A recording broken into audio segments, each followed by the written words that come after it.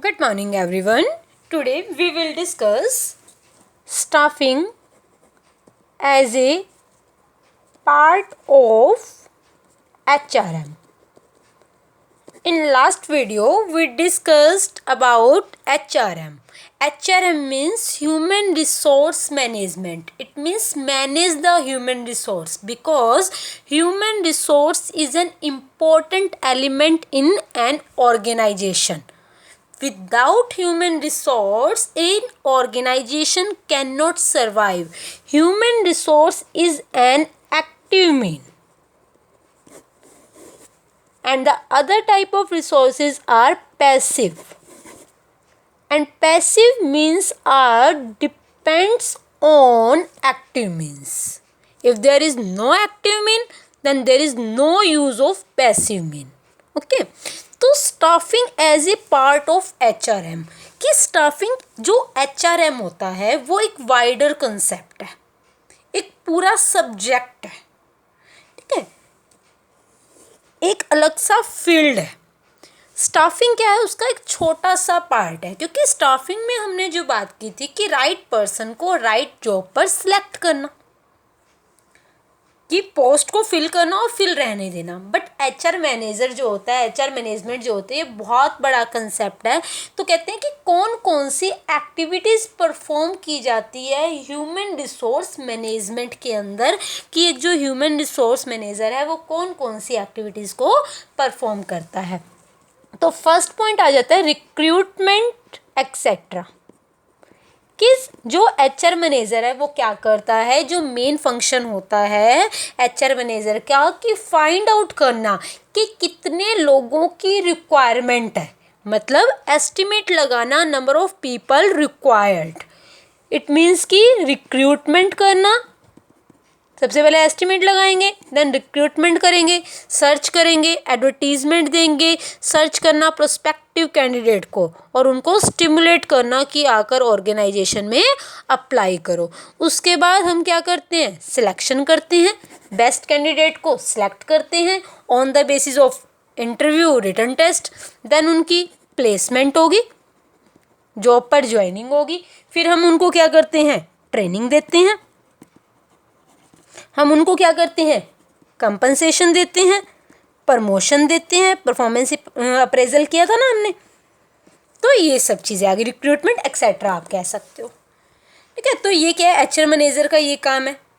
उसके बाद और क्या काम होता है HR मैनेजर का, प्रोवाइडिंग एक्सपर्ट सर्विसेज.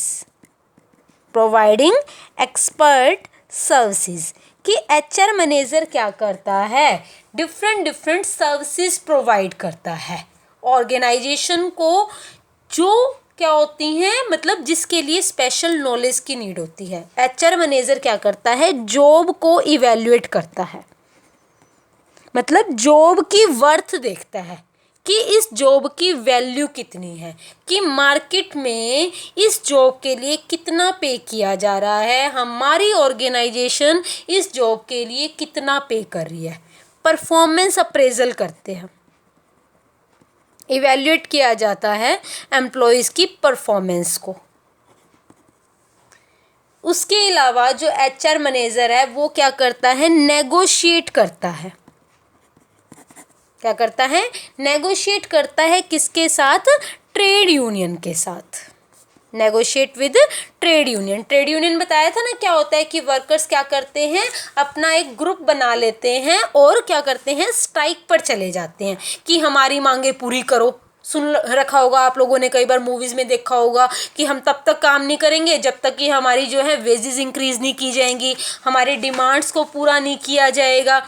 तो वो क्या करते हैं, स्ट्राइक कर लेते हैं, कि वर्कर ने कहा कि हमारी वेजेस इंक्रीज़ करो, कि हमारी वेजेस अगर मान लो उनकी है 10,000, 15,000 करो. जो मैनेजर है वो कहता है नहीं, हम 12,000 कर सकते हैं.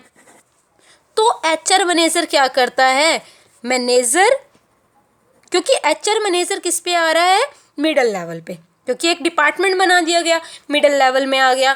तो एचआर मैनेजर क्या करता है, जो टॉप लेवल है, मतलब मिडिल वाला टॉप लेवल और लोअर लेवल वालों के बीच में क्या करता है, नेगोशिएशन करता है, एक लिंक इस्टेब्लिश करता है। वो कहते हैं कि ना आपकी ना हमारी, एक मिड पॉइंट पे आ जाना, मतलब उनकी डिमांड्स को भी पूरा करना और साथ में खुद की बात भी रखना कि चलो कोई बात नहीं 13,000 आपका कर देते हैं। तो उनके साथ डील करना, क्योंकि ट्रेड यूनियन को मनाना बहुत मुश्किल हो जाता है, तो उनके साथ डील करना वो कौन करता है, एचआर मैनेजर करता है। तो जॉब को इवेल्युएट करना हो गया, परफॉर्मेंस को अप्रेजल करना हो गया, ट्रेड यूनियन के साथ नेगोशिएट करना हो गया, उनकी अलग अलग डिमांड्स होती हैं, तो ये सब किसका काम है, एचआर मैनेजर का। उसके बाद थर्ड पॉइंट आता है डेवलपिंग कंपनसेशन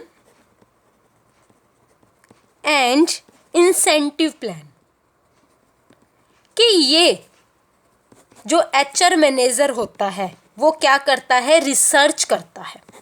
एचआर मैनेजर क्या करता है, रिसर्च करता है कि किस किस तरह से एम्प्लॉय को मोटिवेट किया जा सकता है, बाकी ऑर्गेनाइजेशन किस किस तरह से मोटिवेट कर रही हैं, और रिसर्च करके टॉप लेवल को इन्फॉर्म करता है, ताकि जो बाकी ऑर्गेनाइजेशन में किया जा रहा है, जो लेटेस्ट चल रहा है, उस चीज़ को हम अपनी ऑर्गेनाइजेशन में भी क्या कर सके, इम्प्लीमेंट कर सके। उसके बाद आता है fourth point, handling grievance and complaints. अब ये देखो, एक ऑर्गेनाइजेशन में कितने लोग काम कर रहे होते हैं, ठीक है, और ज़रूरी भी नहीं है कि हर किसी के बने, कभी ना कभी किसी ना किसी बात को लेके कन्फ्लिक्ट हो जाता है, तो उनके कन्फ्लिक्ट को, उनकी प्रॉब्लम को जो सॉर्ट आउट करने का काम होता है वो कौन करता है, एचआर मैनेजर करता है। एचआर मैनेजर क्या करेगा, उनकी बात को सुनेगा, जिस जिस पार्टी के बीच में, जिन जिन पर्सन्स के बीच में कन्फ्लिक्ट हुआ है, डिस्प्यूट हुआ है, और उसके बाद उनकी प्रॉब्लम को सॉर्ट आउट करता है, उनके झगड़े को सुलझाता है, और उनकी प्रॉब्लम को सुनकर उनको सॉल्यूशन देता है। ये कौन करता है, एचआर मैनेजर। क्या क्या पॉइंट्स बताए, रिक्रूटमेंट वगैरह करता है, रिक्रूटमेंट, सिलेक्शन, प्लेसमेंट, ट्रेनिंग और एक्सपर्ट सर्विसेज, जॉब को इवैल्यूएट करता है, देखता है कि जॉब की वर्थ कितनी है, वैल्यू कितनी है, ट्रेड यूनियन के साथ नेगोशिएट करता है, उनके साथ डील करना, उनकी डिमांड्स को पूरा करना। डेवलपिंग कंपनसेशन, इसके अंदर रिसर्च की जाती है, और रिसर्च करके जो लेटेस्ट चल रहा होता है, न्यू इंसेंटिव हो गए, न्यू टेक्निक्स होगी, ह्यूमन रिसोर्स मैनेजमेंट से रिलेटेड, उनको किसको बताता है, टॉप लेवल को बताता है, और वर्कर्स की जो भी ग्रीवेंस होती हैं, जो भी कंप्लेंट्स होती है, उनको क्या करता है, सॉर्ट आउट करता है। उसके बाद हमारा जो फिफ्थ पॉइंट आता है वो क्या है, defending the company in law suit, कि क्या होता है, कंपनी ने, मतलब जो लॉ है, गवर्नमेंट है, उसने क्या कर रखे हैं, कुछ एक्ट बना रखे हैं, ठीक है, जैसे वर्कमैन कंपनसेशन एक्ट,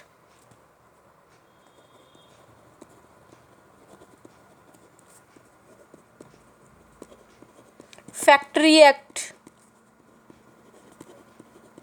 तो इस तरह से कुछ एक्ट बने होते हैं, इन एक्ट में कुछ प्रोविजंस लिखे होते हैं कि फैक्ट्री एक्ट के अंदर ये होता है कि आपको अपनी ऑर्गेनाइजेशन के अंदर ये प्रिकॉशंस फॉलो करने हैं, ये रूल्स फॉलो करने हैं, लोगों की जो भी, मतलब वहाँ पर लोग काम कर रहे हैं, उनकी हेल्थ का देखना है, उनकी सेफ्टी का देखना है, कि अगर क्या है, एम्प्लॉय के बच्चे हैं तो उनके लिए वहाँ पे क्रैचेस होने चाहिए, एक क्लीन रूम होना चाहिए, कैंटीन होनी चाहिए, वेजेस आप उनको मिनिमम इतने दोगे ही दोगे। तो ये सारे क्या है, गवर्नमेंट ने कुछ एक्ट बनाए हुए हैं, उसमें सारे प्रोविजंस लिखे हुए हैं, ठीक है। उन प्रोविजंस को फॉलो करना एक ऑर्गेनाइजेशन की क्या होती है, ड्यूटी होती है, रिस्पॉन्सिबिलिटी होती है। तो जो एचआर मैनेजर क्या करता है, इस लॉ के अकॉर्डिंग काम करता है, जो भी प्रोविजंस लिखे हुए हैं उनको क्या करता है, इम्प्लीमेंट करता है ऑर्गेनाइजेशन के अंदर। उसके बाद आता है six point, keeping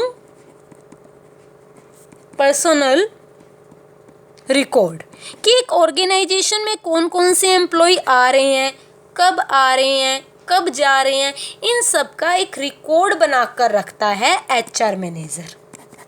HR manager क्या करता है, इन सब का एक रिकॉर्ड बनाकर रखता है। क्यों? क्योंकि किसी भी एम्प्लॉय की किसी भी टाइम नीड हो सकती है, तो एक प्रॉपर रिकॉर्ड बनाकर चलना कि किस ईयर में कितने एम्प्लॉयज़ थे, कब कौन सा एम्प्लॉय छोड़ कर गया, ये सारी चीज़ें, इन सब का रिकॉर्ड बनाने का काम किसका होता है, एचआर मैनेजर का होता है।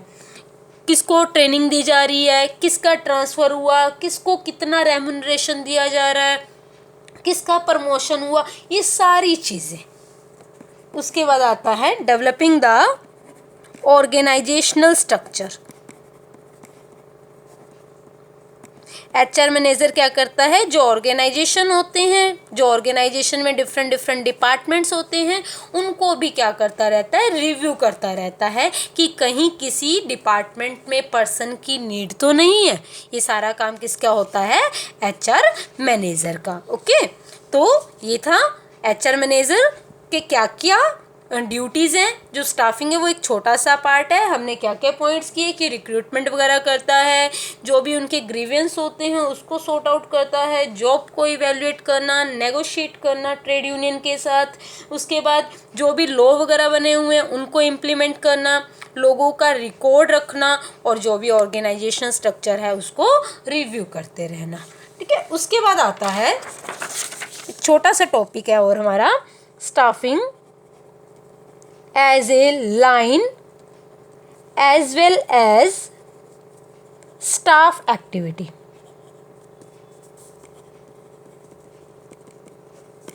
कि जो स्टाफिंग है, ठीक है, स्टाफिंग जो आज के टाइम में अगर हम बात करें, या तो वो ह्यूमन रिसोर्स मैनेजर का काम होता है या फिर पर्सोनल मैनेजर का काम होता है।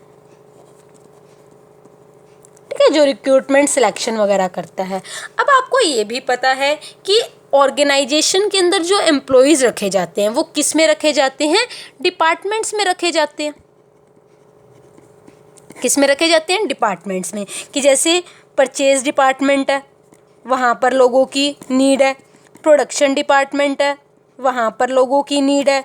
फाइनेंस डिपार्टमेंट है, वहाँ पर लोगों की नीड है। और हमने क्या किया, एचआर डिपार्टमेंट बना दिया जो क्या करेगा, लोगों को अपॉइंट करेगा। अब क्या होता है कि यहाँ पर एचआर डिपार्टमेंट के अंदर एचआर मैनेजर हो गया, या हम कई बार पर्सोनल मैनेजर की भी बात कर लेते हैं। अब पर्सोनल मैनेजर क्या करेगा, लोगों को अपॉइंट करेगा। लोगों को अपॉइंट तो ये करेगा, लेकिन करने तो हमने इन डिपार्टमेंट्स में।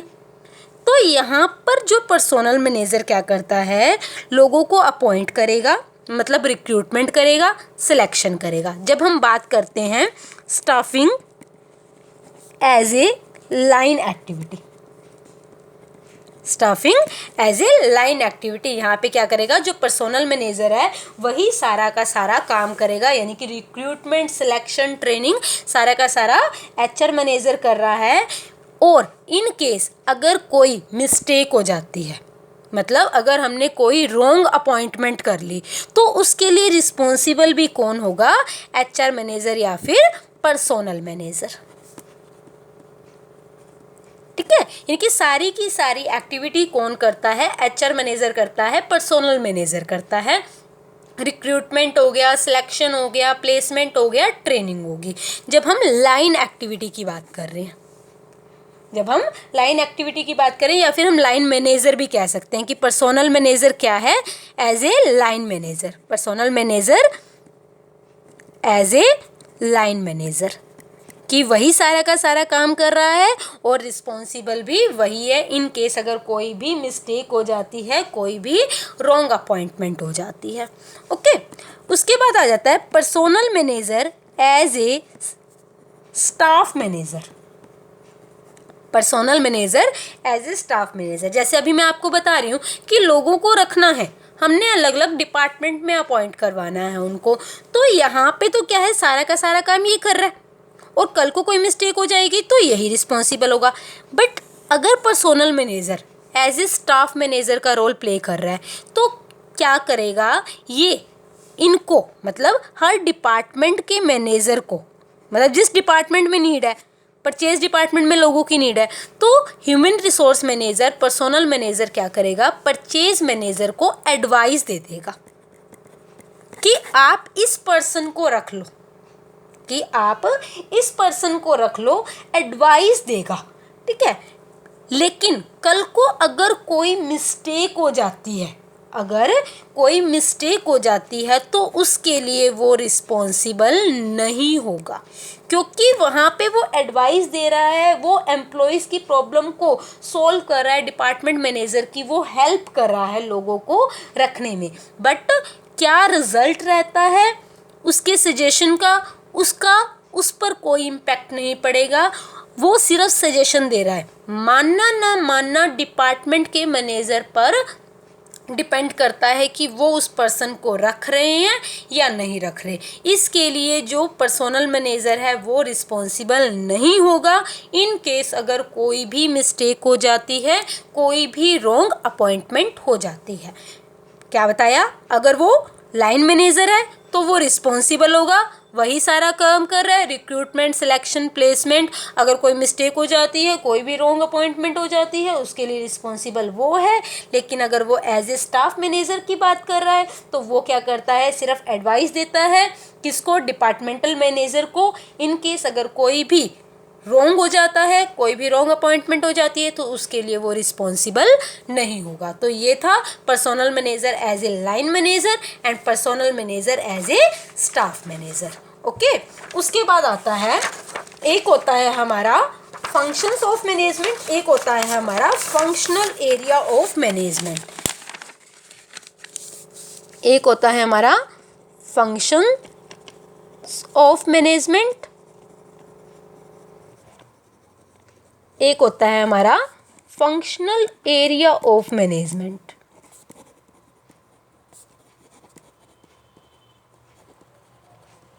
ये लास्ट टॉपिक है इस चैप्टर का, फंक्शंस ऑफ मैनेजमेंट। अब आपको पता है कि मैनेजमेंट के कितने फंक्शंस हैं, 5 फंक्शंस हैं।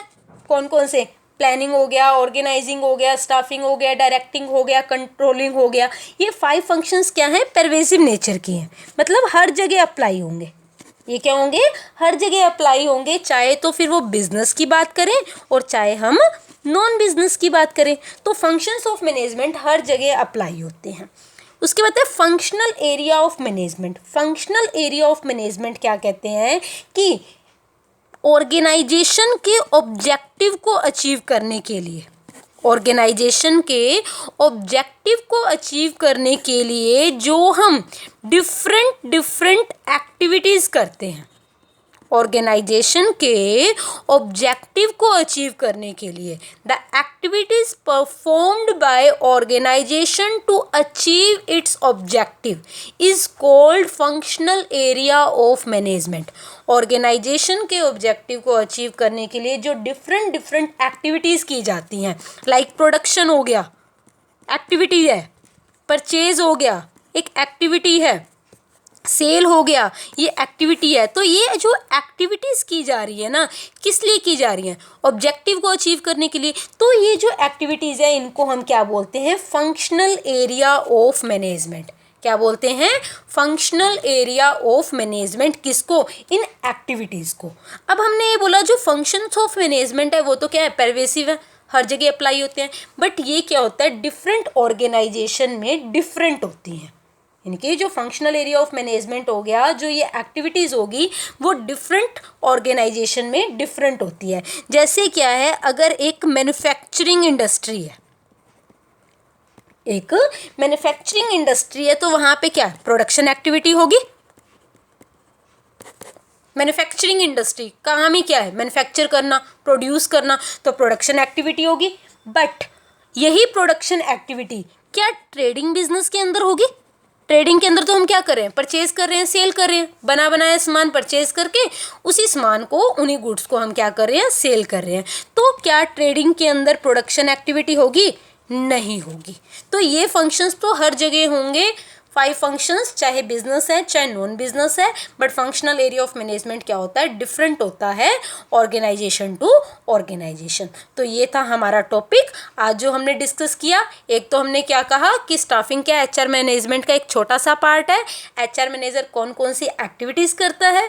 फिर हमने कहा कि जो पर्सोनल मैनेजर होता है वो एज ए लाइन मैनेजर होता है, एज ए स्टाफ मैनेजर होता है। एज ए लाइन मैनेजर वो अपनी एक्टिविटीज़ के लिए रिस्पॉन्सिबल होगा, but as a staff manager उसका काम क्या होता है, सिर्फ एडवाइस देना। उसके बाद functions of management pervasive nature है, हर जगह अप्लाई होगा। फंक्शनल एरिया ऑफ मैनेजमेंट क्या होता है, ऑर्गेनाइजेशन के ऑब्जेक्टिव को अचीव करने के लिए जो डिफरेंट एक्टिविटीज़ की जाती हैं, जो ऑर्गेनाइजेशन टू ऑर्गेनाइजेशन वेरी करती हैं। लाइक मैन्युफैक्चरिंग के अंदर प्रोडक्शन एक्टिविटी होगा, बट ट्रेडिंग के अंदर प्रोडक्शन एक्टिविटी नहीं होगा।